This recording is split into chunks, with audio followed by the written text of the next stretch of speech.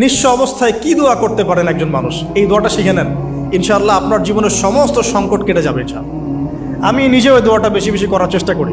দোয়াটা হচ্ছে, মুসা আলাইহিস সালাম একটা গাছের নিচে হেলান দিয়ে বসলেন, বসে দেখলেন দুইজন মেয়ে দাঁড়িয়ে আছে দূরে, পানি নিতে পারছে না, লোকজন পানি নিয়ে যাচ্ছে, ওরা দাঁড়িয়ে আছে বেচারি।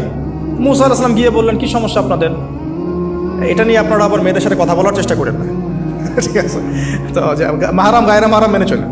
তারা বললেন যে আমাদের বাবা অনেক বৃদ্ধ মানুষ, আমরা পানি নিতে পারি না যতক্ষণ না আমাদের কম পানি নিয়ে চলে যায়।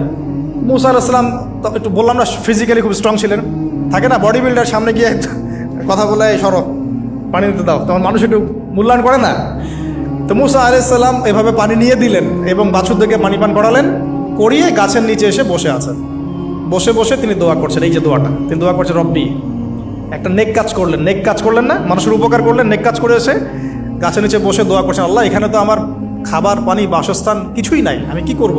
রব্বি ইন্নি লিমা আনজালতা ইলাইয়া মিন খায়রিন ফাকির, রব্বি ইন্নি লিমা আনজালতা ইলাইয়া মিন খায়রিন ফাকির। আবার বলেন, রব্বি ইন্নি লিমা আনজালতা ইলাইয়া মিন খায়রিন ফাকির। অর্থ হচ্ছে, হে আল্লাহ, তুমি তোমার পক্ষ থেকে আমার উপরে যে নেয়ামতগুলো দিবে, আমি এর জন্য ফকির হয়ে বসে আছি। আল্লাহ, অর্থ বুঝে পড়বেন ভাই, নামাজ রোজা হজ জাকাত যাই করেন আল্লাহর ওয়াস্তে অর্থ বুঝে পড়বেন। অর্থ বুঝে পড়লে আপনার ইবাদতের স্বাদ পাবেন, তৃপ্তি পাবেন, আল্লাহর সাথে কানেকশন হবে, আল্লাহর নূর পাবেন, মাআরিফত পাবেন, সত্য স্বপ্নও দেখবেন তখন ইনশাআল্লাহ। তখন সত্য স্বপ্ন দেখবেন ইনশাআল্লাহ। আল্লাহ পাক তৌফিক দান করবেন।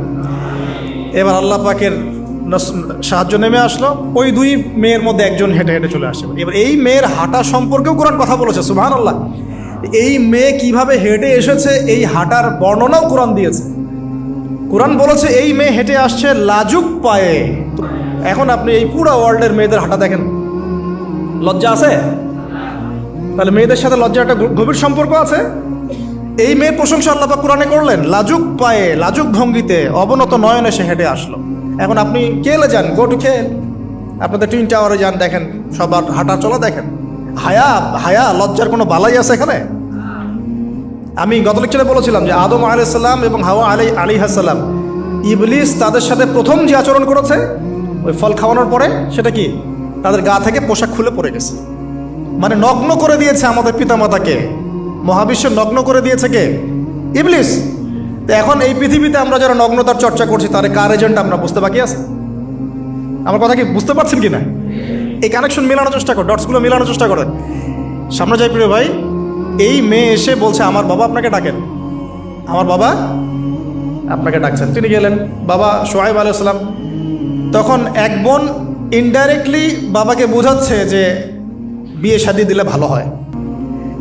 এক বোন বলছে যে আপনি তো তাকে পুরস্কৃত করতে চাচ্ছেন, তাহলে এইরকম কওয়িউন আমিন একজন মানুষকে সবচেয়ে ভালোভাবে পুরস্কৃত করা যায় তার যথাযোগ্য প্রতিদান দেওয়ার মধ্য দিয়ে। তো মেয়ের ইশারা বাবা বুঝেছেন, তিনি নিজের এক মেয়ের সাথে মুসা আলাইহিস সালাম বিয়ে দিলেন, সুবহানাল্লাহ। তবে শর্ত দিলেন, দেন মোহর কি? মোহর তো নাই। মোহর কি এবার? মোহর হচ্ছে 8 বছর তোমাকে আমার ফার্মে কাজ করতে হবে।